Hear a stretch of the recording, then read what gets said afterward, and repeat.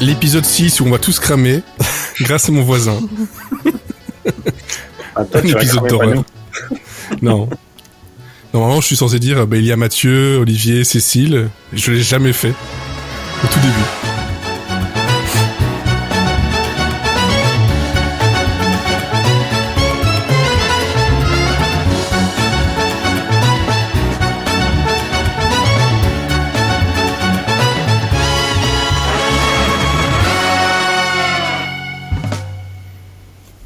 Voilà, épisode 6 de la saison 8 de Monsieur Série and Friends. Donc, comme je le disais, avec Mathieu, Olivier et Cécile pour m'accompagner dans un épisode avec quelques relents d'Halloween. On va pas dire spécial Halloween, mais quelques relents d'Halloween.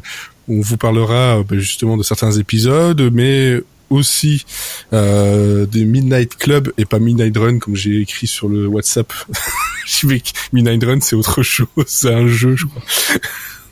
Bref, on va y arriver. Et d'autres séries aussi. On commence, avant de blablater, par la pub obligatoire, sinon il n'y a pas d'argent qui rentre. Et ça tombe bien, justement, quand je disais de parler de cramer. Si vous avez besoin de vous chauffer de manière douce et économique, alors sachez que si l'arrivée de l'hiver vous tracasse, il y a une solution. Les poêles à bois, la Caravan Pass. Avec la Caravan Pass, c'est assurance d'une chaleur douce à prix de ouf. Voilà, merci beaucoup. J'étais très inspiré. Voilà. Je t'avoue que j'ai rien écouté parce qu'Olivier a bougé toute sa caméra pendant un long moment. J'ai cru que j'étais dans Star Tour. J'étais pas bien. Dans Star Tour. Bon, comment allez-vous? Ça va. Et toi? Imhotep. Il y a eu de la série en ce moment? Pas trop? Oui? Non. Rien. Oh, les séries ont repris, mais doucement. Donc, doucement. Moi, j'ai commencé Le Monde de Demain sur Arte, qui parle de la jeunesse du hip-hop en France, notamment avec NTM. Et c'est l'histoire de Cool Chain et Joey Star, et c'est plutôt pas mal. Et puis voilà, globalement, c'est à peu près tout. Je continue. Chaque fois que quelqu'un me dit le monde de demain, j'entends dans ma tête le monde de Nemo, et ça me perturbe. C'est pas la même histoire. J'imagine bien la reprise NTM du monde de Nemo. NTM, mais chanté par Dory, je pense que ça peut être très stylé. Ça peut être stylé, effectivement. Faudrait essayer de trouver ça. Il y a peut-être une IA qui va pouvoir nous le faire un de ces jours.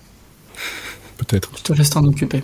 Oui, non, je le ferai pas. Non, moi, je peux dire un mot rapide sur le fait que, après plusieurs semaines à me retenir, à avoir peur, à me dire est-ce qu'il faut vraiment que je le fasse ou pas, j'ai commencé Quantum Leap, le remake, la suite, le remake, je ne sais pas comment il faut l'appeler. C'est une suite. Mais bon, c'est une suite. Je suis d'accord, il y a quand même suffisamment de liens, mais tant qu'il n'y a pas Scott Bakula dans mon cœur, c'est pas vraiment une suite.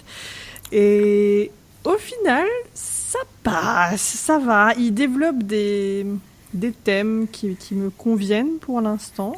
Il y a des bonnes idées. C'est pas le carnage auquel je m'attendais. Donc du coup, je suis plutôt contente. Après, voilà quoi. Je veux Scott Bakula. Ouais, ça, je pense que tu peux le garder de côté parce que c'est pas prévu du tout, quoi. Ouais, non, je sais, il l'a annoncé que c'était pas prévu. Donc je pense au moins en saison 1, ce sera pas le cas. Après, j'ose espérer mon José préféré pour une saison ultérieure. Oui, à voir, pourquoi pas. Moi, je suis super content parce que Acapulco, la saison 2 a débarqué sur Apple TV+. Et vu que j'avais adoré la première, comme je vous l'avais dit, c'était ma série doudou feel good qui est arrivée juste après la fin de la saison, enfin une des saisons de Ted Lasso. Et ben là, moi, je suis très content de la retrouver, que c'est toujours aussi fun, coloré, émouvant aussi. Donc là, on est je crois que c'est au 3e épisode, parce que c'est un épisode par semaine, sauf les 2 premiers qui étaient proposés directement. Et je suis bien content de le retrouver, et j'ai voulu aussi essayer Des gens bien, une série RTBF et Arte par les créateurs de La Trêve, dont on avait reçu justement certains créateurs justement dans le podcast. Et je reste encore sur pourquoi ils ont mis ça dans la catégorie comédie. Il y a rien de drôle. Mais c'est un polar, c'est un thriller, c'est tout ce que tu veux, mais c'est pas drôle. T'as des moments drôles, mais de là à appeler ça une comédie, non. Et ça a un gros souci, c'est le souci qu'ont beaucoup de séries françaises et belges, de la lenteur, de l'exposition à outrance, et tu t'endors. Et c'est pas grave parce que tu t'endors, puis tu reviens, il a toujours pas fini son exposition, donc t'es content. C'est comme le film d'amour, tu peux louper 4 épisodes, Non mais bon, tu vois, quand tu fais une première série, La Trêve, j'avais déjà beaucoup aimé, mais c'est vrai qu'il y a déjà ce truc-là, mais ça avait une atmosphère pesante et ça marchait. La saison 2, oui, voilà. Et là, ils nous font un truc où encore des flics, encore un meurtre. Le problème, c'est que les trucs policiers maintenant, c'est quand même, ils sont toujours sur le côté pesant et le côté un peu glauque, un peu. À cause de qui ? À cause de True Detective, sûr et certain. Ça et puis les polars noirs suédois, danois. Le polar nordique quoi et c'est vrai que encore ça s'est amélioré parce qu'il y avait un moment où je me souviens il y a quelques années à la Série Mania par exemple on avait que ça, on avait que du polar avec des enfants qui disparaissaient dans les forêts et puis après t'avais l'enquête où t'avais tous les secrets du village qui ressurgissaient et tout ça dans une atmosphère bien pesante et bien machin donc là le problème c'est qu'il faudrait qu'on arrive à trouver un autre point de vue à tout ça parce que c'est vrai que ça un peu se renouveler quoi parce que c'est bon c'est toujours en plus de ça bon c'est vrai que c'est assez joli c'est à la frontière avec les Ardennes belges etc et c'est joli les forêts tout ça mais c'est bon on les a déjà vus et puis surtout les séries policières on en a déjà vu mais tellement quoi. Non mais de toute façon en francophonie c'est ça qui marche c'est comment faire un truc facile et pas trop cher c'est tu fais du policier et tu vas ramener de l'audience et c'est triste mais tu vois même dans les séries américaines quand tu vois les séries network t'as du policier mais t'en as un peu moins je trouve maintenant t'as du médical mais pareil le médical baisse un peu et t'as maintenant c'est du pompier partout. Mais le truc c'est que notre plus grand plaisir. Ouais, c'est ça. Oui, certes, mais quand même. Le truc du policier, surtout aux États-Unis, c'est surtout suite à toutes les affaires de violence policière et etc. où globalement il y a eu un recul bienvenu, justement sur éviter de starifier tout le temps les flics, voilà et mais bon. Là, je dis, oui, en France, oui, on le voit, et en Belgique, c'est pareil, et puis surtout, cette lenteur, quoi. Il y a moyen de faire un truc pesant et dur sans que on ait un gros plan sur les yeux de la personne pendant 3 minutes, bref. Et puis même, tu vois, sur de la série médicale, il y a eu des essais en France, mais ça a pas trop marché, parce qu'en plus, ils ont fait des normal, il y a pas de budget. Des trucs comme ça, et ça marche pas. Mais sinon, ce qui marche, c'est du médical légiste. Ah ça, oui, ça, tu découpes des cadavres et tu mènes une enquête, là, ça marche. Mais c'est vrai que du positif, en mode, on va sauver la vie des gens, ça, bizarrement, ça marche moins bien, c'est fou. Le positif ne marche pas. Enfin bref, voilà, je vais essayer de continuer un peu, mais parce que bon, niveau audience, ça a bien fonctionné, mais globalement, c'est une soupe déjà vue et je suis pas sûr d'avoir envie de manger ça en ce moment, quoi. Voilà. Surtout que c'est pourtant, pas. C'est la période de la soupe. Ouais. Non, pas encore. Oh, j'ai déjà commencé. Moi, ça fait un mois que j'ai commencé aussi. Vous êtes vieux, c'est pour ça. Non, c'est bon la soupe. Ouais, certes. J'adore la soupe. Voilà. Si, j'ai vu des trucs en fait, des mini trucs. Ouais. Je me rappelle. J'ai vu le premier épisode de la saison 3 de The Whole House. Donc en français, c'est Loserville de Disney Channel. Et il était incroyable. Genre vraiment, j'étais en mode. Oui, j'attendais le retour de ça. En plus, c'était plus qu'un double épisode, je crois. Et je m'ennuyais un peu au début et après ils ont bien repris le rythme, ils ont lancé de nouvelles intrigues. Le cliffhanger est incroyable et l'épisode 2 n'est pas programmé, ce qui me fait un peu peur. Je me dis c'est pas sympa de nous mettre l'épisode 1 si c'est pour attendre 2 mois derrière. Ouais. De toute façon, la diffusion de cette série, ça a toujours été chaotique comme la bande à Picsou. Et j'ai essayé The Watcher sur Netflix de Ryan Murphy, mais j'ai arrêté au bout de la moitié du premier épisode parce que je me faisais chier. Et j'étais en mode bon, il reste 25 minutes, est-ce que la série va me captiver dans 25 minutes ? Je ne pense pas, je vais abandonner. Et j'ai fini House of the Dragon et la fin était très cool. Je me dis putain, ça va faire chier d'attendre 2024. Donc Ouais, moi, je suis assez d'accord sur la fin de House of the Dragon. Je trouve que ça donne des bonnes pistes pour la suite. Je trouve que c'est une série qui a mauvaise presse et qui pourtant est pas si inintéressante que ça. Je trouve que elle se met des choses petit à petit au fur et à mesure de sa saison. Alors c'est sûr qu'elle a pas tout lâché dès le début, mais par contre, je trouve que ce qu'elle a semé est vraiment intéressant et je l'ai dit sur Twitter, mais cette saison a réussi à m'émouvoir, ce que Game of Thrones n'avait jamais réussi à faire, et notamment avec le personnage de Viserys qui donc a disparu, donc on le verra plus après, mais je trouve que vu la manière dont ils avancent, du coup c'est quand même assez je trouve ça quand même très intéressant et beaucoup plus intéressant et prenant que ce qu'on veut bien nous faire croire. Ouais, je trouve que même si les effets spéciaux, on en a déjà parlé, c'est toujours pas contre, ça pour leur budget. Mais dans les derniers spots, il y a eu enfin une putain de bataille entre dragons et ça, on l'attendait tellement. On l'a attendu longtemps. La fameuse scène qui fait penser à Shrek, c'est ça?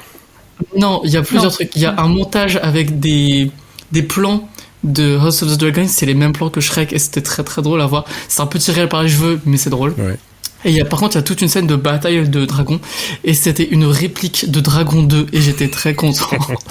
C'était la même chose. C'était trop cool. Et voilà. Et comme d'habitude, j'ai juste pu avoir le temps d'avancer dans Drag Race. J'en suis à la saison 13, putain. En plus, je regarde d'autres versions à côté, donc vous imaginez que j'avance dans d'autres trucs en même temps. Bah oui. Et la saison 13 est pas mal pour l'instant, ça va. Il y a des choses qui sont faites qui sont un peu bizarres, mais ça commence à s'installer. Il y a des gens que j'aime bien, mais c'est pas la meilleure saison. J'attends la dernière saison qui a l'air incroyable. Ouais, je suis pas ouf sur la 13, la dernière est mieux. La 12 était très très bien, malgré la fin qu'elle se soit terminée un peu en queue de poisson à cause de... C'était les tout débuts du Covid. Look over there! Voilà. Donc, ils ont dû finir la saison sur Zoom, c'était ridicule as fuck. Mais y avait Nikki Doll et elle est incroyable. Voilà. Ok. Voilà pour moi. Très bien. Moi, ici aussi, je rajoute un dernier truc. Est arrivé vendredi, le 27. Vendredi dernier, la saison 2 de Frappuccino, dont on avait justement reçu comédien et la créatrice, scénariste Mathilde Bourbin. On l'avait reçu en 2016, en saison 2 du podcast. Donc voilà, ça nous rajeunit pas. Donc la saison 2 est arrivée, il y a 7 épisodes, d'à peu près, voilà, c'est 5-6 minutes, et le dernier, je crois, c'est un quart d'heure. Voilà, j'en parlerai un peu plus dans un podcast supplémentaire, parce que si tout va bien, je reçois Mathilde Bourbin pour un mélange portrait en série interview pour cette saison 2, si tout va bien cette semaine. Voilà. Mais je suis très content parce que c'est une des rares séries où dans les dans les critiques sur les affiches, etc., il y a Monsieur Série qui est écrit dessus, donc je suis content. C'est très con, mais ça fait plaisir. Voilà. On est considéré comme de la presse maintenant. Ouais. Presse citron, tout ce que Dieu, mais c'est pas grand chose d'autre. Presse papier. Bref, voilà. Et Olivier, tu as des choses à ajouter, toi, de ton côté ou Non, j'ai juste fini House of Dragon et puis commencer le monde de demain, c'est tout. Ok, très bien. J'ai vu beaucoup de films d'horreur ces derniers jours, donc j'ai pas pu regarder beaucoup de séries. J'ai revu Scream, le tout premier Scream, il y a pas longtemps. Ouais. Justement, c'était on s'est dit, tiens, on va regarder ça. Eh ben, ça a vieilli, hein. Ouais. Non, ça va. Ça peut pas être pire que parce que moi, je me suis fait une série, mais c'est une série de films que je me suis regardé les Psychoses, donc 1, 2 et 3. Oh. Et j'ai eu mal aux yeux pendant deux films. Lesquels je vous laisse deviner. Non, je ne te demandais pas vraiment, c'est bon. Ok, en parlant d'horreur, super transition, oh là là. On va donc vous parler au moins du pilote, mais Mathieu, je sais que tu en as vu plus, et je sais pas si Olivier t'as regardé plus que ça, du pilote de Midnight Club sur Netflix. T'as vu 2 épisodes, voilà. Midnight Club sur Netflix. Je n'ai pas de jingle pour ça. Je peux mettre, je sais pas. Midnight Club. Ouh, sur Netflix. Je peux mettre ça. Midnight Voilà. Club. Sur J'ai essayé de Netflix. trouver un rapport, mais j'ai pas Il eu. y en a pas. Ok. Il y en a absolument pas. Il y en a absolument pas. Bref, Midnight Club, de quoi ça cause? Donc c'est une série américaine de 10 épisodes à peu près, entre 50 minutes et 1 heure, selon les épisodes, créée par Mike Flanagan et Léa Fong. Pardon. C'est ma réaction quand j'entends son nom. Voilà, Mike Flanagan. Oui, ça marche, je te jure, c'est bien. Qui est arrivé donc le 7 octobre sur la plateforme Netflix et c'est adapté des romans du même nom de Christopher Pike et ça parle de... On est à Sacramento en 1994 où on a Ilanka qui est une jeune fille dont l'avenir lui sourit. Mais qui en fait va être diagnostiquée avec un cancer de la thyroïde. Super joyeux. Donc et ça, Oui, ça commence fort. ouais, quelques mois avant ses 18 ans. Et donc bon, on la suit un peu dans ce trajet sur la maladie et en gros voilà, elle est en phase terminale pas très longtemps après avec un espoir de vivre jusqu'à peut-être 19 voire peut-être 20 ans, mais bon avec beaucoup d'hôpital, et elle découvre une espèce de pensionnat, un centre médical, c'est pas tout à fait clair pour moi en tout cas. Un centre de soins palliatifs en fait. Voilà, où il y a une fille qui dit que quand elle y était allée, elle était en phase terminale et là-bas, elle a découvert quelque chose qui l'a complètement guérie. Donc elle se dit pourquoi pas essayer, de toute façon j'ai plus rien à perdre. Et elle va y découvrir d'autres pensionnaires, 7 autres pensionnaires qui sont tous un peu spéciaux dans leur caractère et forment un club, le fameux Midnight Club, où il se passe certaines choses. Voilà, pour ne pas trop spoiler non plus. C'est un peu compliqué à pas spoiler tout ça. Non, mais t'as rien spoilé, c'est bon. Voilà. Bon, donc moi j'ai vu le premier épisode. Le fait que ça se passe dans les années 90, déjà j'aimais bien. Franchement, c'est tout con. Moi je me dis, ça va, c'est un truc que je connais. Ça me Mais plaît j'ai bien. pas vu, c'est annoncé à quel moment? Il y a un carton au début que j'ai raté? Tout au début, ouais. Tout au début. Ouais, c'est moi aussi, ça. la première fois, parce que moi j'ai revu le pilote pour le premier pilote pour le podcast et j'avais pas capté la première fois que c'était dans les années La 90. musique aide beaucoup. Oui, d'accord, mais c'était très cool, les fringues sont cool, l'atmosphère non, est moi, bien, mais j'avais pas capté Le moment où j'ai capté, c'est Yahoo. Oui, bah oui. J'ai capté au moment où elle tape sur le premier Mac. J'ai fait quoi? J'ai fait une Qu'est-ce que recherche c'est sur que ça Yahoo et j'ai fait ok, c'est pas dans le présent. Déjà que 94 déjà, moi je trouve ça tôt, moi. en fait, moi il y a un petit anachronisme quand même, parce que les moteurs de recherche Yahoo 94 Ouais, moi aussi, Ça me paraît tôt. ça m'a semblé bizarre, ouais. C'est plus 98, 99, non, les premiers. ouais. Après, on s'en tape un peu. Hein, Bah, ça a aucune oui et non. importance, hein. Bon, oui, d'accord. Mais bon, enfin, Après, en fait, entre c'est le aussi- premier carton et le moment où elle rentre, Oui, il y a un petit, il se passe, il se Ouais, passe il y un an a quasiment. un an, puis une deuxième année. Il y a les 10 premières minutes se passent sur 2 ans.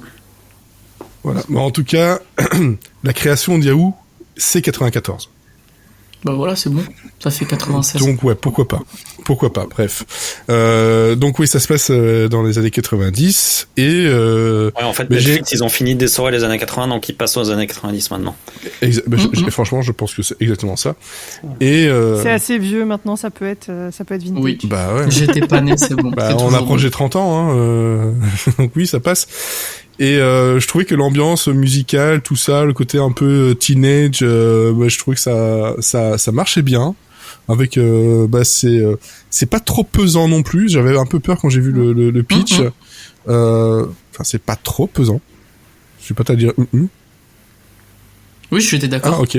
Je crois que tu disais non, c'est très pesant. Si, c'est. Alors que très franchement j'avais peur parce que moi tout ce qui est le rapport à la maladie et à la mort c'est un truc que je fuis de très loin, et là il y avait un petit côté, je vais pas dire chair de poule, mais un peu pour pour un peu plus grand, mais quand même, dans la façon dont c'est raconté, j'avais des petits relents de la série Chair de poule. Ah ouais, c'est ça. Oui, je l'ai pris comparé comme ça. aux autres séries de Mike Flanagan, je pense qu'elle s'intéresse à un public un tout petit peu plus jeune, et du coup, il y a vraiment cet esprit de cette époque-là, ce qui fait qu'on peut te parler de trucs très très durs, mais en même temps, il y a un petit second degré, le fait de savoir que les histoires d'horreur, c'est pas vrai, ce qui fait que ça rend le truc plus digeste. Moi, il y a une scène, je vais pas la gâcher, parce que franchement, si vous l'avez pas vue, ce serait dommage. C'est très très drôle.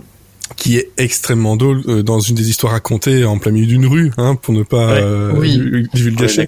Mais j'ai pleuré de rire. Mais ouais, moi, ce qui m'a fait, je l'ai trouvé incroyable, c'est que la première fois t'as peur, la deuxième fois j'ai encore eu peur, la troisième fois j'étais t'es anesthésié, en fait. Quand ça continue, t'es anesthésié, juste c'est trop drôle à regarder. Moi, ça m'a saoulé, mais d'une force. Moi, j'ai trouvé ça drôle. J'ai trouvé ça tellement drôle parce que souvent, ça joue sur les codes, en fait. Et il y a... mais en fait, j'ai aucun de ces codes-là parce que je déteste tout ce qui a trait à l'horreur. Donc moi, j'ai regardé ça avec un œil de mais. Déjà, je fais mais pourquoi ils nous racontent des histoires qui n'ont rien à voir en plein milieu d'un épisode. Enfin, moi, j'aimerais déjà comprendre l'histoire qu'on me raconte. Ouais, bien sûr. Et ensuite, voilà, c'est des choses. Voilà, on se raconte des histoires pour se faire peur. Ouais, super, youpi. Et voilà, et la façon dont c'était raconté, je fais... Le dernier point, moi, qui justement dans ce genre d'effet, je crois que c'est un peu avant. Et à un moment donné, je me suis retrouvé devant cette fameuse pub qui a tourné sur Internet il y a très longtemps, où c'était un piège. Avec la fameuse voiture qui descend l'espèce de colline là, voilà, si vous vous rappelez, sur un truc, une musique très très calme, et puis un petit effet blue, hein. Je me suis dit, les cons, ils l'ont fait, quoi. Alors que bon, il y a des moments qui étaient quand même super glauques aussi, hein. C'est pas une comédie, hein, non plus, mais c'est ouais, on voit que ça vient d'une série de livres pour adolescents, en fait, hein. Ça, il y a un côté un peu léger, mais avec un fond derrière, un sous-texte plus sérieux. Cécile, donc toi, tu n'es pas du tout cliente. Enfin, moi, je suis pas cliente de tout ce qui est horreur. C'est pas un genre qui me touche du tout. En fait, je ne comprends pas l'attrait de l'horreur. Enfin, vraiment, ça ne déclenche rien chez moi. Je comprends, il y en a, ça les fait frémir, ça les fait rire.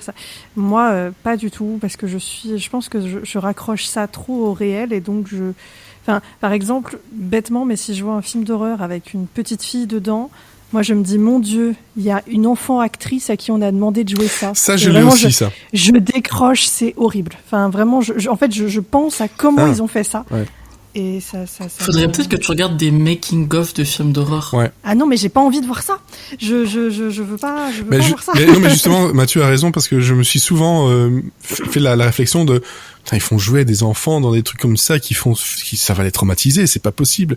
Et je pense pas qu'il y ait des enfants qui soient traumatisés, genre, ils vont bien. Ça peut arriver, j'en sais rien, mais il y en a eu dans des vieux films. Dans les vieux films. Mais maintenant, oui, j'ai vu certains making-of où en gros, oui, ils sont protégés, quoi, et tant mieux. Puis c'est vrai que c'est abordé sous l'angle du jeu, en fait.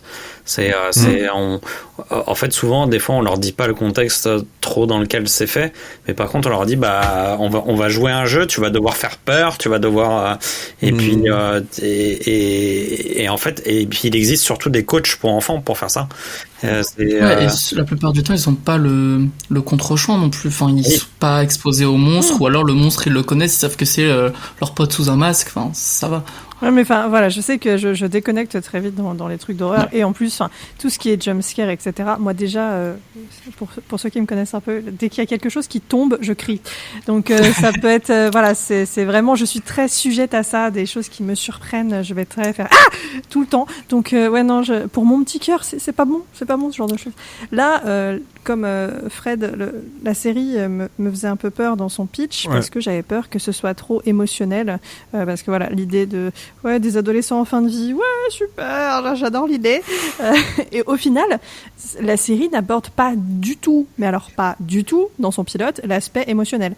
Il n'y a aucune discussion d'émotion. On voit chez les adultes, à la limite, Mais chez les adolescents, chez le père adoptif là. Le père adoptif, on voit que ça le touche, que ça lui fait mal, etc. Mais par contre, les ados qui sont eux malades, à ce stade-là, on n'a pas du tout d'émotion de leur côté. Donc, ça m'a permis de rendre la chose plus digeste. Mais après, j'ai trouvé ça intriguant sur le pourquoi du comment. J'aime bien tout ce qui est mystère. Donc, résoudre le mystère, pourquoi pas. Mais ouais, tous les jumpscares, toutes les images qu'on te balance sur la rétine comme ça pour...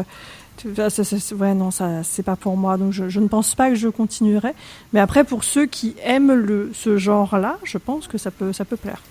Et justement, en parlant du père, donc c'est l'acteur Matt Biedel que je ne connaissais pas, et qui, moi, en fait, quand je l'ai vu avec sa barbe, je me suis dit, ils ont été chercher un gars qui fait penser au flic dans Stranger Things.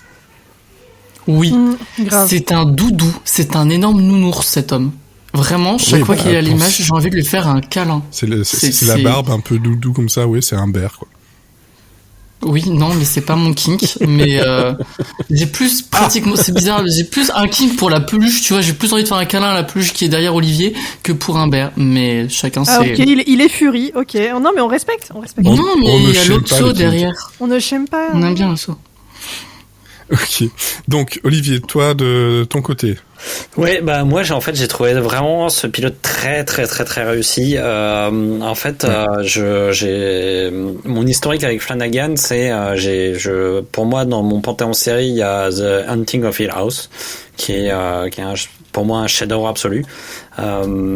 Et en fait, après Bly Manor, bon, j'avais aimé, mais pas, ça m'avait pas fait sauter au plafond. Et par contre, la dernière série, Midnight Mass, là, je suis passé complètement à côté. J'ai trouvé ça trop ennuyant, trop empoulé. Ça avait été une longue souffrance pour tout regarder. Et donc du coup, j'avais un petit peu peur de souffrir un peu de la même manière avec Midnight Club. Et en fait, le pilote, il a carrément balayé mes doutes, en fait, hein. Mais vraiment bien, quoi. Et en fait, je crois que la raison principale, c'est que le style Flanagan, qui est quand même assez lent, qui rentre en profondeur dans la psychologie des personnages, qui prend son temps, en fait, elle peut fonctionner que si on s'accroche et qu'on s'identifie pleinement au personnage. Et en fait, c'était pas du tout le cas dans Midnight Mass, où j'aimais aucun protagoniste. Donc, du coup, j'ai fait que souffrir. Et alors qu'ici, en fait, d'emblée, moi, personnellement, j'ai été pris par l'émotion de cette jeune fille qui a un avenir qui est brillant, qui est tracé, et en fait qui voit son destin complètement chamboulé par l'annonce de ce cancer. Et c'est marrant parce qu'en fait ce principe-là, il est un peu putassier, c'est de dire regardez cette belle jeune fille machin, pouf, boum, elle a un cancer. Maintenant, elle va souffrir, ça va vous émouvoir machin. Enfin bon, c'est un peu un truc un peu lourdeau. Sauf que comme le disait Cécile, on le sent dans l'attitude des ados, c'est que on va pas le prendre sous cet angle-là, et que et connaissant Mike Flanagan, on sait qu'il va en faire autre chose. Et là, je me dis tiens, ça part sur des bases qui m'intéressent, et tout de suite, je suis en empathie avec cette jeune fille, et à partir de là, qu'est-ce qu'il va en faire? Et là, du coup, il m'a attrapé. Et en fait, ce dont j'avais peur aussi, c'est que des fois Flanagan, il fait des épisodes d'1 heure, il a du mal à tenir les 1 heure. Et là, je trouve qu'il arrive à tenir la longueur de l'épisode. J'ai été tout le temps accroché du début jusqu'à la fin. Et en fait, ce qui m'a accroché dans ce pilote, c'est d'abord et avant tout la caractérisation des personnages. C'est la manière dont il aborde cette caractérisation, en fait, via le fantastique, et rarement via les dialogues ou via et notamment à travers les visions qu'a Ilonka. Donc Ilonka, c'est la jeune fille qui a atteint des cancers. Par exemple, je prends un exemple, c'est que le personnage de sa colocataire, enfin de la fille qui partage sa chambre, qui s'appelle Anya, et qu'on voit seulement à la fin dans la dernière partie de l'épisode, alors que pourtant elle est caractérisée tout au long de l'épisode sans qu'on s'en rende compte, parce qu'en fait, pendant la réunion où ils se racontent des histoires, en fait, elle se trouve exactement à la même place que se trouve le fantôme dans les visions d'Ilonka. Donc, en fait, du coup, automatiquement, visuellement, ça lui donne un caractère spécial, ça lui donne une importance que ne vont pas forcément avoir les autres pensionnaires. On sent que les événements vont passer par elle, qu'elle va être déclencheur de quelque chose, et du coup on porte une attention particulière à ce personnage. Donc c'est vraiment quelque chose de très visuel, c'est pas quelque chose qui est dit, mais voilà, je trouve ça vraiment intéressant la manière dont c'est fait, et c'est un exemple parmi tant d'autres. Vraiment, je trouve que il y a une écriture qui est très maligne. Je trouve que l'idée de rentrer dans quelque chose qui est de l'ordre de la série chair de poule, comme tu disais, Fred, moi je trouve ça vachement bien, parce que à travers une histoire qu'on raconte, on raconte aussi quelque chose qui se passe dans notre histoire à nous, quoi. Donc on sent qu'on va aller d'histoire en histoire, et que ces histoires-là, elles vont nous raconter, ces petites histoires vont nous raconter l'histoire de ces jeunes, et donc ça va être constamment des mises en abîme. Donc moi je trouve que intellectuellement c'est assez riche, et puis ces histoires-là, elles permettent aussi d'amener un côté méta qui va jouer sur les codes de l'horreur, en réfléchissant justement, donc on en a parlé sur la notion de jumpscare, de l'apport de celui-ci dans le récit, en fait, de savoir si c'est quelque chose qui est purement artificiel, ou c'est quelque chose qui amène quelque chose à un récit. Moi je trouve ça vraiment intéressant que à travers cette histoire, en fait il y a plein de portes à cette histoire, et Flanagan ouvre une autre porte en disant voilà, moi j'ai envie de réfléchir à ce que c'est que à travers cette histoire de petits cancéreux, moi j'ai envie de réfléchir aussi à ce que c'est que l'horreur, à ce que c'est qu'une histoire d'horreur, comment on la raconte, et donc voilà, donc il y a tellement de portes qui s'ouvrent pendant tout l'épisode qu'en fait moi du coup je suis à la fois surpris, ça m'interpelle, ça m'intrigue, et je sens que c'est une série qui peut m'amener vers quelque chose qui va me surprendre, et qui va m'amener à la fois de l'horreur, qui va m'amener à la fois de l'émotion, et qui va m'amener aussi un pur plaisir de recevoir des histoires. Et ça, finalement, c'est tellement rare en série et en film, où que en fait j'ai envie de profiter de ce pur plaisir d'histoire, quoi. Et je me dis que s'il arrive à tenir le truc sur la totalité des épisodes, ça peut vraiment faire quelque chose de beau. J'ai vu l'épisode 2 et c'est pareil, quoi. Toute la partie histoire racontée, j'ai trouvé ça vachement bien, et ça vient casser en plus le rythme de l'épisode, donc ça relance quelque chose. Et je peste tellement sur les séries qui sont monorhythmiques, qui sont où il se passe toujours la même chose, où tout est fait de la même manière. Et là, tout d'un coup, on ne sait pas ce qu'on va trouver en fait dans chaque épisode et dans chaque histoire qui va nous être racontée. Donc moi, franchement, je suis très enthousiasmé par ce premier épisode et ce deuxième épisode. Ouais, pareil. Et juste pour ajouter un dernier truc avec les jumpscares, je lis qu'en fait, c'est le premier épisode a le record du plus grand nombre de jumpscares, 21. Oui. Ouais, 21 à la suite. Mais c'est génial, je trouve ça hilarant. Après, ça sert à rien, mais qu'est-ce que c'est drôle. Moi, je trouve ça drôle. Bon, après, je peux comprendre qu'on trouve pas ça drôle, mais je pense que le côté anesthésiant, au bout d'un moment, c'est ils sont cons. C'est vraiment le côté... Oui, à la fin, façon un peu scary movie, quoi. Oh, les cons. Et donc, Mathieu, toi, tu connais un peu plus la série. Ouais, parce que je n'ai pas vu encore beaucoup de films de Mike Flanagan, parce qu'en fait, je me les garde sur le coup au moment où il y aura pas de série depuis un moment pour pouvoir avoir ma dose. Mais disons que Hill House fait partie vraiment de mes séries préférées de tous les temps, et que moi j'ai adoré Bly Manor, surtout sur sa fin, où c'était pas aussi constant que Hill House en termes d'émotion, mais vraiment la fin elle m'a achevé. Et Midnight Mass, j'ai eu beaucoup de mal au début pour les 4 premiers épisodes. Ouais. J'ai abandonné la série, et finalement j'ai un pote qui m'a dit vraiment, si c'est pas le moment, là regarde pas. Et je pense qu'émotionnellement j'avais besoin d'un truc plus léger, et je l'ai repris quelques mois plus tard parce qu'il fallait tenir l'épisode qui faisait à chaque fois plus d'1 heure. Et c'est vrai que si tu regardes ton téléphone à côté, c'est pas la peine. Mais là je me suis vraiment posé devant, et là waouh, ça a été aussi grosse tornade d'émotions, et j'ai adoré. Donc j'attendais beaucoup Midnight Club, et j'ai eu un peu peur au début par le côté ado. Je me suis dit je retrouve pas tellement Flanagan là-dedans. Si c'est du Netflix en mode bon, c'est pas Netflix qui a fait, mais Riverdale, j'ai pas envie de voir ça. Ce qui me faisait un peu peur dans le pitch aussi, ouais.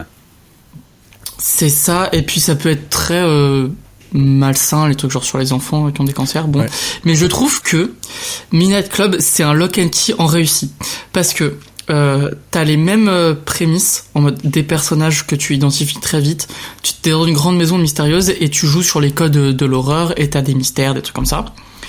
Il joue pas mal sur les jumpscares. Je vais commencer par les points négatifs.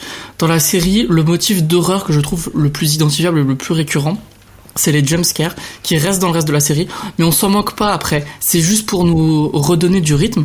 Et des fois, j'ai trouvé ça un peu artificiel. Et je trouve que même si on dit que, par exemple, Bly Manor, c'est pas une série d'horreur, c'est une série d'amour, ou des trucs comme ça, là je trouve que finalement, Midnight Club, c'est pas tant une série d'horreur. C'est vendu comme ça dans le premier épisode, mais pour le reste, certes, il y a des moments qui font peur, il y a des épisodes qui font vraiment flipper, où j'étais accroché à ma couette, mais 80% du temps, ça fait pas peur. Par contre, j'ai adoré, j'ai tout vu, c'était génial. C'est un truc que j'ai bien aimé, c'est qu'on sort très vite de la série pour ados, où c'était une base pour nous accrocher, pour nous ancrer dans cet univers, pour qu'on se sente à l'aise, puis qu'après on soit plus ok pour avoir des émotions, qu'on se laisse emporter. Y a une phrase que j'aime bien, je sais plus si c'est exactement ça, mais c'est ils affrontent bien plus que la plupart des adultes auront enduré dans leur vie, ce qui fait que très vite, comme tu disais Olivier, ces enfants, ils agissent pas vraiment comme des ados. Enfin, en tout cas, en arrivant, ils sont pas en mode j'ai ça et toi t'as quoi, viens on est triste. Non, ils sont en mode vas-y, il me reste je sais pas, peut-être 2 semaines à vivre, 3 semaines à vivre, on s'en tape, genre on va se faire peur, on veut avoir des émotions pour le peu de temps qui nous reste. D'ailleurs, ils ont fait un clin d'œil avec la présentation de Kevin, en gros quand il a rencontré Kevin la première fois, c'est il l'appelle cancer de la thyroïde, en fait parce qu'elle lui a pas demandé son prénom. Parce qu'elle a pas demandé son prénom, ouais. Et donc dans la série, vous n'aurez pas de scènes de sexe, vous n'aurez que très peu de scènes d'amour d'adolescents. Et en fait, c'est cool parce qu'on peut avoir des personnages d'adolescents aussi qui racontent autre chose. Et vraiment, comme Olivier a dit, ils sont attachants dès le premier épisode. Enfin, Ilonka, je la suivre au bout du monde. Anya, au début, je la détestais, mais je me dis, vas-y, je te déteste, mais je suis sûr que dans 3 épisodes, tu vas me faire chialer, tu vas me saouler. Et je l'ai adoré. Mais tous les personnages sont très bien. Mike Flanagan aborde quand même beaucoup de thèmes qu'il a abordés, comme c'est quoi affronter la mort, c'est quoi affronter l'idée de mourir, enfin des trucs que tu dis que c'est pas tellement triste. Je trouve que le pilote, il est soft niveau émotion, il te pose le cadre, il te pose les personnages. Après, au fur et à mesure, tu vas te rendre compte de trucs par les histoires du Midnight Club où en fait c'est plus profond que ça. Le premier épisode, l'histoire, elle est très soft pour nous poser l'ambiance. On rigole des codes de l'horreur. Après, en fait, ce qui est super malin, et ce que Olivier disait où c'est très méta, c'est que les personnages racontent des histoires à chaque épisode. En général, il y a un épisode, une histoire.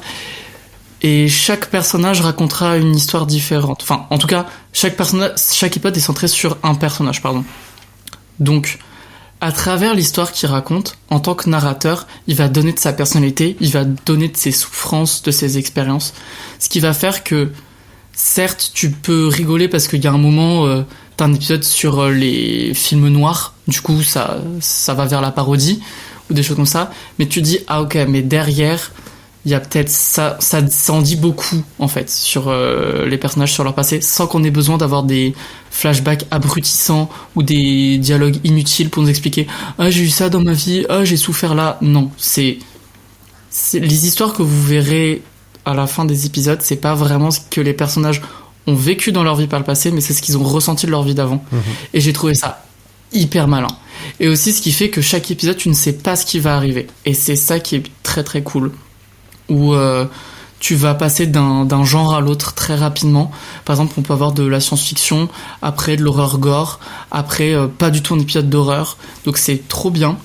Et la série s'améliore d'épisode en épisode. Et vraiment, les épisodes 6, 7, 8, ou alors c'est 7, 8, 9, vraiment c'est des énormes tartes, mais vraiment violentes. Je suis terminé en chialant. Il y a un épisode où là, il y a une fille qui raconte son histoire et il y a un moment où la métaphore de son histoire est brisée et là vraiment j'ai chialé. Et puis hop, la métaphore est brisée une deuxième fois 10 minutes après. Et je me suis dit, mais ils vont pas pouvoir aller plus loin. Et encore une troisième fois à la fin de l'épisode. Et j'étais en mode, non mais putain, genre... Ah, je vis la même chose et je m'en suis pas rendu compte au début de l'épisode. Et c'est qu'à la fin, on se rend compte qu'il y a beaucoup de points communs entre toi et les personnages. Et ça fait du bien d'avoir l'impression que ton histoire est racontée, mais que elle est racontée différemment et qu'on te prend pas pour un con et qu'on comprend vraiment tes douleurs. J'ai trouvé ça super bien. Et pour vous dire quand même, c'est violent émotionnellement. Il y a un des épisodes où à la fin il y a un petit disclaimer de Netflix en mode si vous avez besoin d'aide pour consulter, c'est ça. Enfin, des petits liens, tu vois, c'est très basique, mais ça montre que ils réfléchissent un peu à ce qu'ils font. Donc trop bien. J'ai quand même un petit point négatif. C'est Cécile a pas mal parlé du fait qu'elle était plus intéressée parce qu'elle aimait pas l'horreur par les mystères. Notamment, il y a des photos sur les murs, on passe du temps, on se dit qui sont ces personnages, d'où vient cette maison, qu'est-ce qu'elle veut vraiment, oh il y a une histoire de secte, qu'est-ce qu'elle a derrière. Ou alors il y avait le mystère où il y a cette jeune femme qui a été guérie et miraculeusement et on sait pas comment, où est-ce qu'elle est passée, qui sait.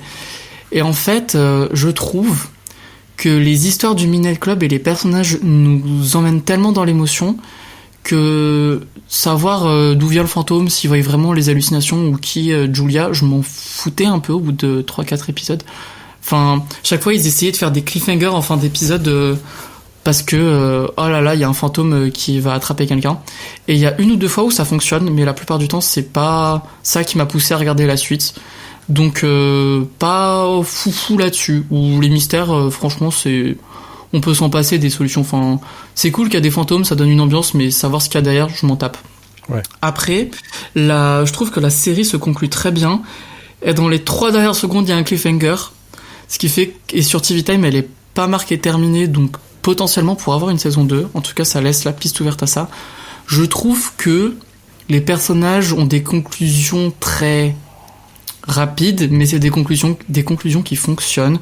Et je sais pas s'il y a pas de saison 2, genre c'est pas grave. La série se tient bien. Ça suffit, la saison 1, ça suffit. Ça suffit. Okay. Mais c'est cool qu'il y ait quand même des mystères qui n'ont pas été résolus. Comme ça, il y a quand même de la matière pour la saison 2. Ça sera pas totalement inutile. On peut savoir d'où vient la maison, des trucs comme ça. Ça garde une trame pour après vendre d'autres histoires avec par exemple d'autres adolescents, des trucs comme ça. Donc pourquoi pas. Mais bon, ça se suffit à soi-même et c'était trop bien. Et donc, Cécile, pour revenir à toi tu ne vas pas le continuer, je suppose ? Non, surtout si Mathieu dit que les mystères sont pas si intéressants que ça, il reste plus grand-chose pour m'intéresser. Ouais, par exemple, il y a un des gros mystères de la série qui se pose vraiment en question. Attention, on va devoir résoudre ce mystère-là au début d'épisode 2. Donc Olivier, je pense savoir de quoi je pense que tu sais de quoi je parle. Et vraiment, j'étais en mode, c'est ça. Et à la fin, dans l'épisode 9 ou 10, on te dit en fait, c'était ça depuis le début. Et j'étais en mode, oui, mais c'était évident, c'était la seule possibilité valide. Et il y a ça pour plein de trucs, donc bon, c'est pas ouf. Okay. Mais il y a d'autres choses qui accrochent. Ok, très bien. Mais en tout cas, moi c'est sur ma liste pour la continuer, alors qu'au départ, j'étais pas sûr du tout. Pour être totalement franc, les trucs d'horreur, tout ça... Voilà, je repousse un peu. Je pense qu'Olivier, lui aussi, est parti sur au moins terminer la saison. Ah oui, clairement. Voilà, donc toi, tu l'as terminé. Moi, ça m'a fait penser à aussi un truc, à une autre série dans un autre genre. Là, on était plus sur un mélange de comédie et horreur. C'est Shining Vale. Après, il y a plus de comédie presque. Hein. Ouais, mais voilà, Shining Vale, donc la série de Sharon Horgan et Jeff Astrof avec Courtney Cox et Greg Kinnear, que je vous conseille, mais largement, parce que elle fait autant flipper qu'elle fait rire. Mais réellement, franchement, c'est très très fort. Et là, je crois que c'est 8 épisodes pour la première saison. C'est sur Stars Play. Donc c'est Canal Plus chez vous, c'est ça ? Ouais, Canal. Ouais. Voilà, c'est par Canal. Ouais. C'est BTV, donc ça va être Canal Plus chez vous effectivement. Et il y a une saison 2 qui a déjà été commandée. Donc ça, je vous le conseille parce que je vais pas dire que c'est dans le même genre, mais il y a un truc, tu vois, dans l'ambiance, il y a un truc qui je l'ai un peu rapproché à ça. Et puis ça permettait de faire un petit lien vers les recommandations.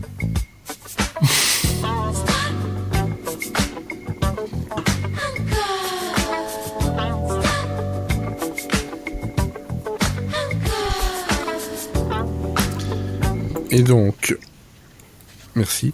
J'attends qu'il se termine. Stop. Je vais pas faire l'ardisson genre comme ça dans l'air et hop, j'enlève le truc. Surtout en podcast, ça marche moins bien. Ça marche moins bien en podcast. Olivier, je te donne la parole justement si tu as des recommandations ou des épisodes de Halloween. C'était un peu... Ouais, moi je voulais vous parler, j'aime bien les épisodes d'Halloween, moi en général dans les séries américaines, parce que je trouve que c'est des petites bulles au milieu d'une intrigue ou d'épisodes qui se ressemblent et tout, et là à chaque fois c'est toujours différent. Alors il y en a dans toutes les séries, il y en a, et il y en a beaucoup de très bien, et mais là du coup moi je voulais vous parler des épisodes de Community, dans la série de Community de Dan Harmon, qui est une série que j'aime beaucoup, que je vous conseille vraiment. Je pense qu'il faut passer un peu la saison 1 qui est un peu qui est pas aussi bonne que les autres, mais dès la saison 2 c'est quand même un gros plaisir, méta, nerd, enfin voilà, j'aime beaucoup cette série. Et donc dans la saison 2, donc c'est l'épisode 6, c'est à mon sens le meilleur épisode d'Halloween qu'ils ont fait. Et l'épisode s'appelle Épidémiologie, et en fait ils sont donc c'est l'université qui organise une fête pour Halloween, et il se trouve que dans la bouffe qui a été commandée par le proviseur haut en couleur qui gère l'université, Dean, et il se trouve que il y a un espèce de poison qui rend les gens zombies. Donc du coup évidemment la soirée part en cacahuète, et ce qu'il faut c'est faire baisser la température de la salle pour que les gens redeviennent normaux, sauf que comme tout le monde est en train de devenir zombie, c'est au dernier qui restera qui devra réaliser la mission. Et donc c'est un épisode qui part dans tous les sens. C'est une vanne à la seconde. C'est moi ce que je trouve génial, c'est tout le décalage qu'il y a. C'est-à-dire que la bande son est composée uniquement de chansons d'ABBA. Juste pour ça, regardez l'épisode parce qu'il y a du ABBA. Voilà, c'est ça. C'est-à-dire que un film de zombies avec du ABBA, il y a que dans Community qu'on peut voir ça. Ça reste dans la viande. Dans mon cerveau. Dans mon cerveau. Il y a des ABBA voilà, il y a des dans l'image ABBA et dans le son. avec ABBA. Et non, mais c'est plein de petits trucs qui me font marrer. À un moment donné, ils se font poursuivre par des zombies, et puis il y a Jeff qui donne un gros coup de poing dans une nana zombie qui passe, et il y a Troy qui lui fait mais tu viens de cogner une Lady Bee. c'est enfin le mec qui pense à ça alors qu'il est poursuivi par des zombies et tout. Je trouve ça très drôle. Au milieu des chansons d'ABBA dans le truc, en fait il y a les notes vocales du proviseur Dean, qui parce que le mec en fait il a mis sa playlist iTunes, et du coup dessus il y a les notes vocales qui se laissent sur son iPhone. Donc en plein milieu d'une scène d'action, t'as l'autre qui est en train de faire sa liste de courses. Enfin bon, c'est n'importe quoi. Et il y a plein de références tout le temps, partout. Il y a notamment ma blague préférée, Miss Piggy. Et ouais, c'est ça. Il y a Shirley il y a le personnage de Shirley qui a un costume. En fait, tout le monde voit Miss Piggy, et alors qu'elle s'était déguisée en princesse Peach. Voilà, c'est ça. Sauf que personne n'arrive à savoir qui elle est vraiment. Et c'est tellement drôle. Et en fait, pendant tout l'épisode, ils sont là. Mais qui est-ce qu'elle peut être? Mais si c'est Miss Piggy, c'est forcément Miss Piggy. Il y a à un moment donné, il y a un running gag du chat qui, en fait, ils sont dans une pièce noire, machin, et puis tout d'un coup, il y a un gros bruit. Hop, c'est le chat. Alors ils disent bah oui, c'est le chat, c'est le coup classique, machin. Puis en fait, le chat, il revient tout le temps. Ça devient comme les jumpscares dans Midnight Club, c'est la répétition qui fait qu'au bout d'un moment ça devient très drôle. Et puis, il y a à un moment donné, il y a Jeff, donc qui est le beau gosse de la bande, qui est tout le temps sur son portable, et en fait, à partir du moment où il devient zombie, il est toujours sur son portable. Et en fait, finalement, ça change pas grand-chose, sauf que il a juste du maquillage zombie, mais en gros, il fait toujours la même chose. Et quand il arrête d'être zombie, et en fait, au lieu juste de tapoter son écran, il se remet à écrire des SMS. Et je trouve que cette scène, elle est excellente. Et en fait, ce qui m'a le plus plu dans cet épisode, c'est évidemment la relation entre Troy et Abed, qui commence très fort puisqu'ils refont une scène d'Alien. Alors il y a Abed qui est déguisé en Alien. Faut voir comment il est déguisé. Je trouve ça excellentissime en termes d'inventivité. Et il y a Troy qui arrive avec son déguisement de robot comme Ripley dans Alien, et qui le chope. Et en fait, ils pensent qu'ils vont impressionner plein de meufs avec ça, sauf que les meufs, elles sont non, c'est trop nerd pour elles, quoi. Donc et en fait tout l'épisode, je trouve qu'il y a du coup en fait Troy décide de prendre ses distances avec Abed parce qu'il se dit non, il est trop nerd pour moi, c'est pas possible.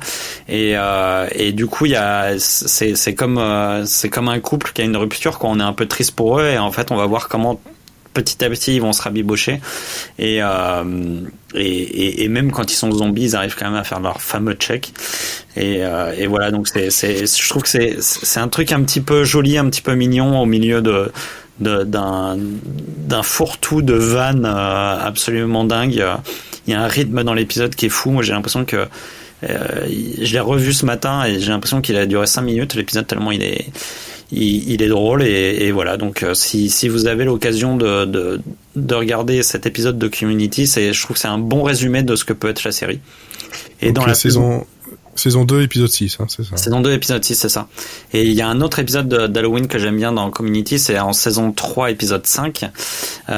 Et en fait, c'est Britta qui a fait passer des tests de psychologie à tous les membres de la troupe. Et puis, et en fait, elle s'est aperçue que parmi dans la bande, il y en a un qui a des résultats qui sont proches de celui d'un psychopathe. Donc en fait, elle va leur demander de raconter des histoires d'Halloween pour voir lequel a les idées les plus perverses et les plus horribles, pour essayer de déterminer qui est ce psychopathe en puissance. Et du coup, c'est assez marrant parce que chacun, un peu comme dans Midnight Club, encore une fois, on raconte une histoire, et donc chacun raconte une histoire qui se raconte lui-même, en fait. Et du coup, on y retrouve tous les traumas, tous les fantasmes de chacun, et évidemment tout est alors c'est déjà des personnages qui sont caricaturaux, mais tout est encore plus caricaturé parce qu'en fait ils mettent tout ce qu'ils ont en eux dans les histoires, et donc alors je le trouve moins drôle qu'Épidémiologie, mais par contre je trouve que il y a quand même des belles scènes, et notamment quand Abed raconte son histoire et qui part du principe que évidemment toutes les filles, notamment Britta, vont lui tomber dans les bras. Et ça me fait beaucoup rire, quoi. Donc voilà, donc c'est allez voir les... Il y a le moment où Dean, il sort, parce que Dean il a toujours des costumes, et il sort en costume de diable en hurlant Gay Marriage avec une tronçonneuse. C'est très drôle aussi. Donc voilà, tu nous conseilles donc 2 épisodes de Community que l'on peut trouver encore sur Netflix. Sur Netflix, ouais. Voilà, c'est ça. Ok, très bien. Cécile, toi de ton côté. Moi, en conseil Halloween, vous vous doutez bien que ça allait être assez limité. C'est un peu le même genre qu'Olivier, c'est que ce qui me marque pour Halloween, c'est plus les épisodes de sitcom où on voit les gens déguisés. Slutty Pumpkin. Ouais, du genre, voilà, dans How I Met, dans Friends, dans The Big Bang Theory avec le Doppler Effect. Brooklyn Nine-Nine, ils sont géniaux. Brooklyn Nine-Nine, ils sont géniaux. Enfin voilà, moi c'est ça qui me marque. Et d'ailleurs, on en a eu un cette semaine très sympa dans Abbott Elementary. Oui. Qui était, je l'ai pas vu encore. Cool. Et de très beaux costumes. Les costumes sont très cool. Donc enfin voilà, moi c'est ça, c'est plus ça. C'est ça que je pense quand on me dit Halloween en série, c'est plus ça. Mais au final, je vais vous parler d'une série récente qui oh là là, ça fait peur parce qu'il y a des vampires dedans. En fait, pas du tout, mais vous allez vite comprendre. Donc j'ai regardé Vampire Academy parce que j'aime bien les séries adolescentes avec des vampires. Bon, alors vampire, on va dire que c'est surtout dans le titre, hein, parce qu'il n'y a pas énormément de vampirisme au cours de la série, ce que j'ai trouvé assez bizarre. Mais bref, c'est une série qui était diffusée sur Peacock, si je ne me trompe pas, qui a 10 épisodes d'une quarantaine de minutes. Et qu'est-ce que ça raconte ? Eh bien, ça raconte que dans un royaume qu'on appelle le Dominion, il y a plusieurs classes de vampires qui vivent ensemble. On a les vampires royaux, donc qui ont des pouvoirs, qui contrôlent le feu, la terre, l'eau, l'air. C'est Avatar. Qui sont...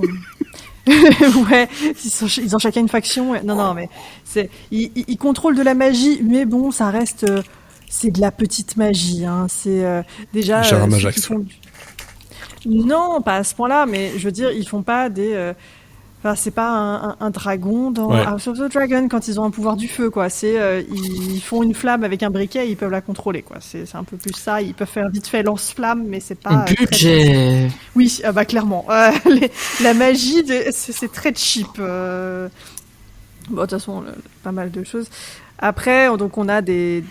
Donc ça, c'est les royaux. On a une classe de vampires qui n'est pas royal, qui a aussi ses pouvoirs. Et on a les Dhampires qui sont moitié vampires, moitié... je crois qu'ils sont... Non, ils sont à moitié vampires, à moitié Dhampires. En fait, c'est une femme Dhampire qui couche avec un homme vampire. Et ça donne des créatures qui sont assez fortes, qui ne subissent pas le soleil, parce que les vampires alors ils brûlent pas dès qu'il y a un petit peu de soleil, ils peuvent se cacher sous une ombrelle et ça passe, mais bon voilà, ils vivent plutôt la nuit, et les vampires, les gardiens sont là pour les protéger, et notamment protéger les royaux. Et on suit l'histoire d'une jeune fille d'une famille qui fait partie des royaux. Son frère a été désigné comme le futur roi du Dominion, sauf que elle a un accident de voiture avec toute sa famille et elle est la seule rescapée. Avec sa meilleure amie qui était sa future gardienne. Et non, elle ne s'appelle pas Laurie. Et donc toutes les deux, elles vont en cours à l'académie du Dominion. Elle pour savoir quels sont ses pouvoirs et représenter sa famille, vu que maintenant elle est la seule représentante de cette famille de royaux. Et donc sa meilleure amie, Rose, elle prend des cours pour être le meilleur gardien possible, parce qu'elle veut pouvoir choisir son affectation et être affectée à sa meilleure amie quand elle aura acquis son diplôme. D'accord. Et voilà, on part sur l'histoire de ces deux jeunes filles, le côté un peu lutte des classes, parce que elles sont pas du même monde. Celle qui est royale va se retrouver dans des machinations politiques, parce que le fait qu'elle soit l'une des dernières représentantes de sa famille, ça fait qu'elle peut voter, sachant que vu que son frère est mort et que c'était lui le futur héritier, il y a toute une question de qui sera le futur roi ou reine du Dominion. Et de l'autre côté, on a plutôt les questions de gardien, de qui sera le plus fort, qui sera le mieux se battre. C'est des trucs d'adolescents dans des collèges, dans des universités magiques. On est un peu dans ce qu'on a dans Winx, dans ce type de série. Exactement, The truc Good and Evil là, qui est sorti sur Netflix, le film qui était pourri. Oui. The School of Good and Evil que j'ai vu ce week-end. Et waouh, c'était long. Ouais, alors déjà quand j'ai vu le film 2h30, d'où ça moi sort, ce que je me suis dit devant, c'est que ça aurait fait une super bonne teen série. Mais là, c'était nul. Ils ont pas réussi à la découper. Ça détaille. Ouais, et puis ça détaillait pas assez du coup dans le film. Ouais, chaque fois qu'il y avait un truc intéressant, c'était fin, next. Et non, ok. D'accord. Mais oui, ça m'aurait plus intéressé en série de ce format-là, clairement. Mais moi, j'ai passé un bon moment dans le film. Je sais que c'est niais et ça va pas très loin. Moi, ça m'allait. Moi, j'ai beaucoup ri. Ah oui, par contre, j'ai pas ri. Et pareil, il y a des problèmes de CGI cheap. Mais oui, mais ça fait partie du package. J'ai été élevé à Once Upon a pas. Time, les CGI n'étaient pas un problème. Non, effectivement. Mais il y avait d'autres problèmes. Mais non, voilà, Vampire Academy, j'ai regardé le premier épisode en me disant, oh là là, bon, qu'est-ce que ça va être et tout. Je m'attendais à un truc plus dark que ça, et quand j'ai vu que c'était soft, très teen, j'ai fait, oh, cool, moi Bon, ça me va, ça te va. ça fonctionne sur moi. Et donc je me suis regardé, j'ai enchaîné les épisodes, j'ai regardé la saison super vite. Et moi, ça m'a bien plu. Donc, si vous avez aimé des trucs type, voilà, c'est le mélange entre un peu Vampire Diaries et Winx, la série Netflix. Ça ressemble peut-être pas mal à Legacies, non? Ouais. Non. Là, il manque le côté. Ouais, non, enfin, il mais manque. Non, parce que dans Legacy, t'as une grosse variété de monstres et de pouvoirs, etc. Là, ah oui, parce que je vous ai pas dit, il y a des méchants quand même. Il y a il y a des vampires qui sont devenus un peu fous, qui veulent dévorer les gens et prendre le dominion. Ils sont pas genre dans une grosse tanière ou un truc comme ça? Bah, on sait pas où ils sont cachés. Il y a des murs d'enceinte qui protègent le dominion et ils attaquent régulièrement, mais au départ, ils pensent qu'ils ont pas. Ils ont perdu toute intelligence en fait quand ils sont transformés. Et au fur et à mesure, ils se rendent compte que ah bah non, quand même, ils ont l'air organisés. Avant, c'était que des attaques solo, et maintenant, les attaques semblent plus ciblées. Ils se groupent. Il y a peut-être quelque chose derrière, quoi. Et voilà, on ne sait pas. Et donc ça se trouve sur quoi encore? Tu peux le rappeler? Ça a été diffusé sur Peacock. Ouais. Donc pour l'instant, c'est votre tonton américain qui peut vous les prêter. Ok, très bien, très bien. Moi, j'avais vu le film en 2014. Ah oui, le film d'origine, c'est adapté de livres, donc il y a eu plusieurs adaptations. Juste un petit truc, parce que là, Olivier va devoir nous laisser. On dit au revoir, Olivier. Au revoir, Olivier. Je fais coucou alors que j'ai pas de caméra. Moi aussi, j'ai fait la même chose. Bravo. Au revoir tout le monde, je suis désolé de vous laisser. Voilà. Et on va continuer donc sur notre lancée avec toi, Mathieu. Ouais. Moi, je vais vous parler du cabinet des curiosités ou Guillermo del Toro's Cabinet of Curiosities. Et aussi appelé Mes Toilettes. Quoi? Désolé. C'est malin. C'est ça. Tu peux trouver des curiosités, mais il faut bien chercher, que ça arrive pas souvent. Tu peux avoir Guillermo del Toro cabinet, mais c'est pas la même chose. Ces toilettes. Elles sont bien curieuses, ces toilettes, dis donc. Oui, vas-y donc. Sur Netflix. Ouais, sur Netflix, c'est sorti la semaine dernière, et ils ont un peu étalé la sortie d'épisodes, il y en a eu 2 par jour. Donc là, c'est terminé. Je pense qu'il y aura une saison 2 s'ils ont le budget de le faire, parce que c'est une série anthologique. Chaque épisode est présenté par Guillermo del Toro, et il a son petit son cabinet quoi de curiosité, et il ouvre des petits tiroirs et il pose des objets, il fait attention, l'histoire du jour ça va parler de ça, attention, ça peut faire peur. Et après on part dans une histoire. Et les réalisateurs seront pas forcément très connus, mais ils ont fait des trucs stylés. Enfin, la plupart du temps, soit ils ont gagné des prix, ou alors ils ont fait 2-3 premiers courts-métrages au film sympa, ou alors ils sont directeurs de la photographie pour Guillermo del Toro, j'ai vu tout comme ça. Donc c'est très très beau, c'est très bien réalisé, ça se voit qu'il y a de la thune à l'écran.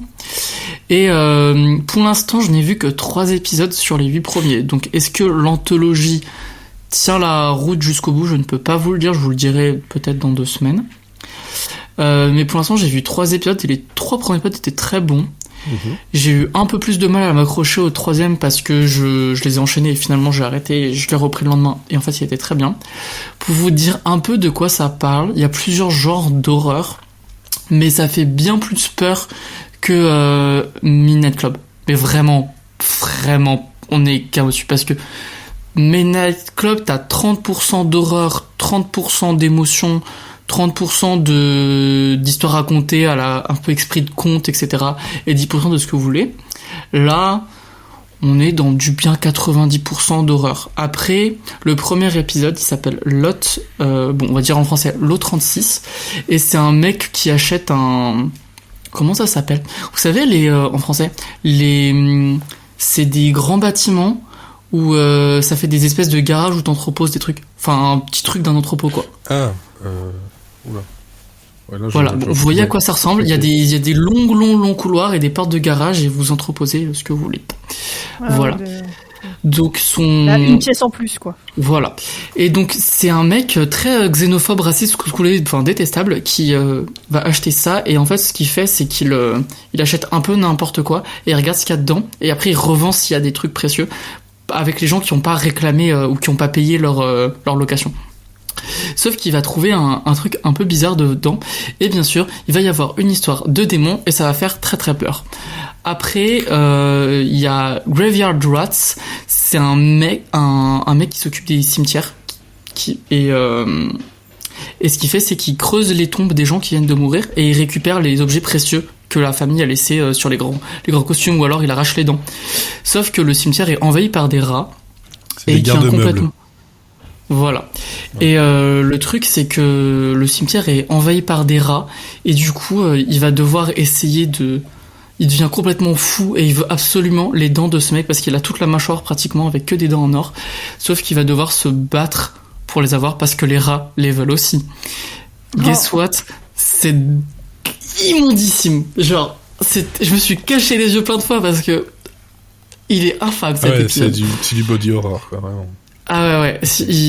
Déjà, les rats, c'est dégueulasse. Il y en avait un, quand il y a des montagnes de rats qui rampent sur les gens et qui mordent les gens et qui font des trucs bizarres, qui rentrent dans les gens. C'était dégueu. Alors que le premier, c'était vraiment l'horreur à la possession, les démons, les sectes. Là, c'est plus body horror. Et le troisième que j'ai vu, c'est The Autopsy. Et j'ai pas très bien suivi le début du pourquoi, du comment. J'ai pas tout compris. J'étais fatigué. Mais en gros, c'est un mec qui fait une autopsie et il y a des trucs bizarres entre les cadavres. Parce qu'il y a plusieurs gens qui sont morts dans un accident, dans une mine. Et il va se rendre compte qu'il y a peut-être un truc qui se trame. Et les corps réagissent bizarrement. Et il y a des trucs qui sortent des corps. Et ça devient très dégueulasse, très vite. Et voilà. Et en fait, je retrouve le Guillermo qui joue avec les créatures où vraiment... Par exemple, le premier épisode, peut-être qu'on voit le monstre 5 minutes avant la fin de l'épisode, mais il arrive à construire des ambiances hyper pesantes, et chaque nouvel épisode, on a totalement un nouvel univers avec des super bons acteurs que vous savez pas forcément leur nom, mais vous vous dites « Ah mais si, c'est machin qui a joué dans machin !» Ce genre de personnes, donc ça les expose un peu plus, c'est sympa de les voir à l'écran. Par exemple, le premier épisode, il y a le mec qui jouait Rorschach, je crois que ça se dit comme ça, dans Watchmen. Enfin, des trucs comme ça. Donc c'est cool. Les monstres et les effets spéciaux sont super bien faits, je trouve. On se rappelle que j'ai été élevé à Once Upon a Time, mais quand même, c'était très sympa. Ils font très très peur. Ils sont tous très différents.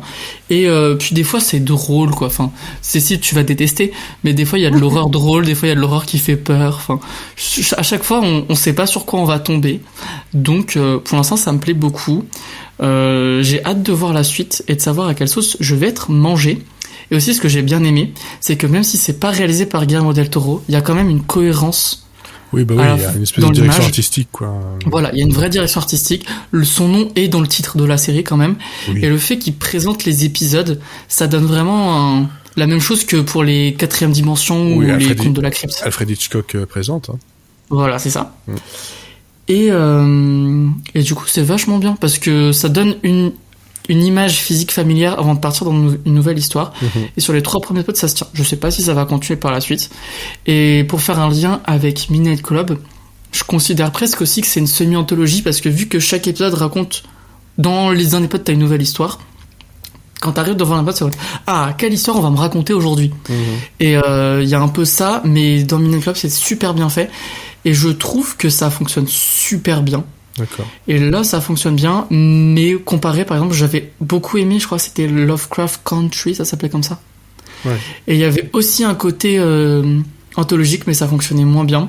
Ou les American Horror Story, où vous avez une histoire sur toute une saison, mais qui se casse la gueule au bout de 3 épisodes et demi. Donc là, ça fonctionne bien. Okay. On peut avoir à chaque fois des surprises pour chaque épisode, et en même temps avoir une continuité narrative qui se tient. Très bien, voilà. Très bien. Donc ça se trouve sur Netflix. Juste une petite aparté, parce que je viens de voir sur mon fil Twitter une photo apparaître qui m'a fait beaucoup rire intérieurement, parce que j'écoutais en même temps. C'est que aujourd'hui il y a un tournage encore en cours de la nouvelle saison de Ted Lasso. Et tous les membres du tournage étaient déguisés pour Halloween en Ted Lasso. Génial. C'est juste génial. Des fausses moustaches un peu partout, c'est assez fun. Moi, de mon côté, ce n'est pas un truc qui fait peur. Quoique, pour certains, mais est-ce que c'est Halloween? ce n'est pas Halloween. Oh, t'es pas dans le thème. J'ai dit Shining Vale, je l'ai dit un peu plus tôt. Très franchement... Oui, mais tu l'as improvisé. Non, c'était prévu. C'était prévu. Waouh. Mais je l'ai casé. Je l'ai casé juste là parce que je me dis, ça colle bien. Mais par contre, j'ai vu autre chose. J'ai vu les 8 épisodes de Désordre, la série Canal+, de et avec Florence Foresti. J'y suis allé à reculons parce qu'elle est là depuis le 3 octobre, donc ça fait déjà quasiment un mois. Et j'y allais à reculons parce que j'avais vu des extraits, j'étais ouais, bof, j'aimais bien ce qu'elle faisait jusque-là, mais bon, à force, ça se renouvelle pas assez. Je me dis, 8 épisodes de 25 minutes, ça sera vite vu, et voilà. Et effectivement, ça a été vite vu, c'était pas la catastrophe que je redoutais, mais pour moi, c'est un acte manqué. Parce que, ouais, s'il vous plaît, pas de Goldman, parce que ça, pour moi, Goldman, c'est mon Halloween à moi. Tu te déguises en Goldman, ça me fait super peur. Putain, pas lui. Bref, donc Désordre, c'est l'idée de reprendre le type de série, vous savez, comme Larry David avec Curb Your Enthusiasm, Ricky Gervais. Dernièrement, il y avait eu, je crois que c'était Blanche Gardin qui avait fait un truc sur Canal+, un peu dans le même genre, mais dans de plus de qualité. Il y avait quand même Éric Judor avec Platane. Mais lui il était complètement barré par contre. Donc vraiment c'est le côté où elle joue son rôle, elle joue dans sa vie, c'est un truc comme ça un peu avec des réflexions, et on voit son cercle d'amis, son cercle de travail, un peu sa famille. Sa fille est littéralement amenée au bout de 2 minutes chez son père pour une semaine. Voilà, paf, comme ça, il n'y a pas à gérer l'enfant pendant une semaine. Et c'est pas plus con parce que vu ce que ça raconte. On a des clins d'œil à Sex and the City, avec même un clin d'œil à Sex and the City à la française, et qui m'a fait quand même pas mal rire. Puis d'autres trucs un peu déjà vus, histoire de rassurer peut-être les fans, je pense, un peu réchauffés, des trucs qu'on a déjà vus dans d'autres séries, du surjeu, beaucoup dans le premier et le deuxième épisode où voilà, ça se cherche. Puis ça prend un rythme de croisière pas dégueu, mais c'est pas non plus fou, jusqu'à arriver au 6e épisode, qui là m'a mis une claque, et où en sortant d'épisode j'étais vraiment pas bien, mais vraiment pas bien. C'était vraiment très très très bon, et je me suis dit, mais pourquoi sur 8 épisodes t'as attendu 6 épisodes pour faire ça? Pourquoi? Parce que là on avait un côté par petits endroits, elle le distille, hein. On a des scènes où elle est dans la rue en train de discuter, il y a des gens qui l'arrêtent on prend un selfie, elle l'arrête, on prend un selfie, même son nouveau voisin qui lui en demande de plus en plus. D'abord c'est un selfie, puis c'est signer un truc, faire une vidéo pour une enfant malade, puis c'est pour aller dans un mariage. Enfin voilà, il y a ce côté-là à la célébrité qu'elle vit pas toujours très très bien, sa panique quant à l'écriture de son nouveau spectacle qui doit arriver dans 3 mois, et qu'elle fait rien, des trucs qu'elle refuse parce qu'elle se sent pas de le faire, notamment une égérie pour Knacky. Bon, mais il y a des moments où c'est vraiment drôle, décalé et drôle, mais c'est drôle quand en fait elle n'essaye pas de de se rattraper au sketch et aux trucs du quotidien qui plaisent à ses fans. Là, c'est quand elle parle vraiment d'elle et de sa relation aux personnes, de sa relation à son métier, à sa vie privée. Là, c'est vraiment intéressant. C'est ce qui est dommage d'ailleurs, c'est qu'elle a des amis, un groupe d'amis qui on voit finalement très peu, et qui auraient pu être un peu plus présents pour avoir une cohérence et un peu de renouveau dans tout ça. Il y a des choses qui sont plutôt expédiées, mais au final je me dis que elle a peut-être pas osé, peur d'en faire trop. Je vous le dis tout de suite, hein, elle l'a dit aussi dans des interviews, c'est que l'épisode 6 c'est sa dépression. Parce qu'elle vit avec sa dépression depuis des années, que cette série-là se passe en 2018, juste avant son dernier spectacle qui s'appelle Épilogue, qui est sur Prime Video. et qui date déjà de 2019, voilà. Et on a tout un épisode justement sur sa dépression, et c'est super bien joué, c'est super bien filmé, c'est vraiment très bien mis en scène et raconté, et franchement les 25 minutes m'ont paru une plombe, parce que c'était vraiment j'étais en apnée, et a posteriori, quand j'ai vu cet épisode-là et que j'ai vu le reste, et je me rappelle de ce que j'ai vu juste avant, il y avait déjà des indices par-ci par-là, mais noyé dans dans une espèce de maladresse, de vouloir faire rire, de vouloir rajouter des choses comme ça, alors qu'en fait, si elle avait fait un truc plus dans la mélancolie et dans son rapport justement à ça, à sa dépression et à la dépression en général, on aurait eu un truc beaucoup plus touchant et beaucoup plus drôle que des choses qui étaient parfois un peu forcées. Et donc moi je me retrouve avec une série qui, je peux pas vraiment vous la conseiller comme une comédie, parce que il y a des moments drôles, mais voilà, mais plus comme un essai un peu loupé, mais pas non plus une catastrophe industrielle, quoi. Donc 8 épisodes de 25 minutes, ça, voilà, c'est pas non plus, c'est 4 heures, un peu moins de 4 heures.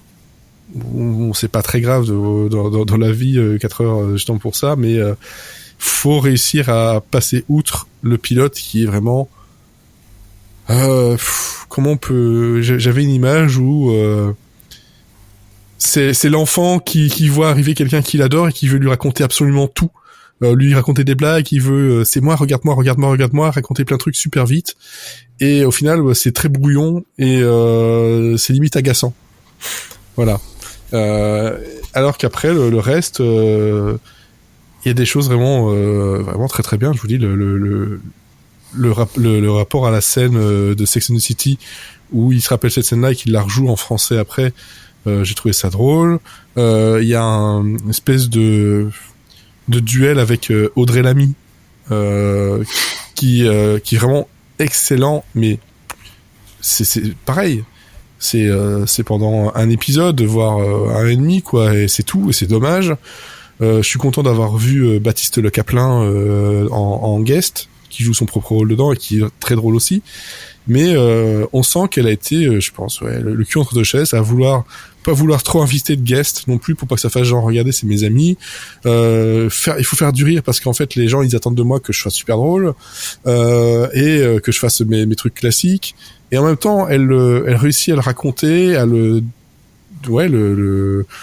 c'est pour ça que ça s'appelle Désordre d'ailleurs. Elle réussit à se dire, voilà, on s'attend de moi que je fasse ça, mais en fait, moi, je vis ça comme ça, et ça va pas assez loin, ça va pas assez profondément dedans. Et je trouve ça dommage, parce qu'on aurait pu avoir quelque chose de vraiment bien, de juste vraiment bien. Et là, on a un truc qui est ok, passable, quoi. Donc voilà, je sais pas si vous l'avez regardé, ou vous avez vu des extraits, mais pas du tout. C'est sûr. Et donc c'est sur Canal+, bien entendu, une création de Canal+. Voilà. Je pense qu'on a fait le tour. Hein. On a fait le tour de tout ce qu'on avait à dire. Hein, j'ai juste un truc à rajouter, parce que après il y a des gens, ils vont aller sur Twitter et ils vont dire, ah nana, vous avez dit des bêtises, nanana. Donc comme ça on rectifie ici. C'est le personnage dans Community, il est pas déguisé en Peach, il est déguisé en Glinda du Magicien d'Oz. Voilà, comme ça, vous c'est savez. pas pareil, effectivement. C'est vrai que c'est pas pareil. Voilà. Bon. Eratom. Voilà. Comme dirait d'autres. Eratom. Bon, voilà, le petit mot de la fin. Hein, Cécile? J'ai pas d'idée. Oh, je vais reprendre le classique raclette, parce que j'en ai mangé une hier et ça faisait plaisir. Ah bah oui. Ah oui, ça fait plaisir. Bon, Mathieu, t'as vraiment pas d'idée? Pain de mie. Pain de mie. Pandémie, c'est la pandémie, c'est ça, c'est... Très bon jeu, Pandémie. Ou alors du jus de fruits, comme tu veux. Jus de fruits. Ça, c'est... Il est là. J'allais dire, c'est celui qui regarde son bureau et qui prend un mot au hasard. Non, pas celui-là. Ah non. Non, c'est une rêve Drag Race. D'accord. Mais moi, jus de fruits. Je vais faire plutôt justement ce que je viens de dire. Je vais prendre un truc au hasard. Hop, Yako. Voilà. Comme ça, c'est fait. C'est pas tant au hasard. Hein. Ah bah, il est juste en face de moi. J'aurais pu prendre Dot. Voilà. J'aurais pu dire cacahuète parce que ma chienne me regarde à travers la porte vitrée et elle me fixe. Avec son museau collé. Non, hein? Pas collé, mais juste elle me fixe et elle me dit mais quand est-ce que tu viens jouer avec moi au lieu de raconter des bêtises? Est-ce qu'elle s'appelle Cacahuète ou est-ce qu'elle veut des cacahuètes? Non, elle s'appelle Cacahuète. Oh. Oui, cacahuète. Bon, en tout cas, merci à vous deux. Merci à Olivier aussi, mais qui est parti. C'est vrai, il a pas dit le mot de la fin. C'est pas poli. Non, il a pas dit. Il a dit au revoir. Il a dit bisous. Donc voilà, on dirait que c'est le mot de la fin. Au revoir. Au revoir. En tout cas, n'oubliez pas de nous soutenir sur utip.io/Monsieur Série. La semaine prochaine, c'est Phase B. Et on se retrouve donc 2 semaines pour Monsieur Série and Friends. En attendant, bonne semaine, bonne écoute, bonne série et surtout... Bonne journée.